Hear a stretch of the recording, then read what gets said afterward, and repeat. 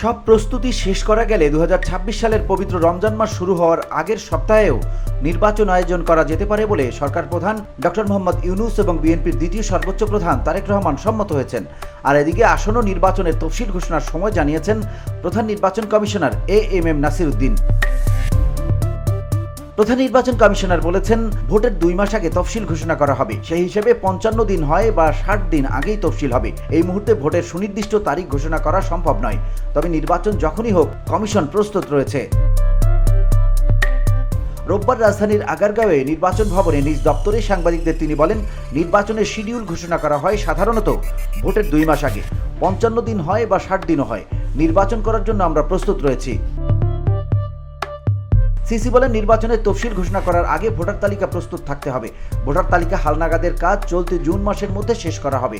তরুণ প্রজন্মকে যুক্ত করার জন্য প্রয়োজনে ভোটার রেজিস্ট্রেশন আইনে কিছুটা পরিবর্তনের কথা চিন্তা ভাবনা হচ্ছে। যাদের 18 বছর হয়ে যাবে তাদেরকে তালিকায় অন্তর্ভুক্ত করা হবে।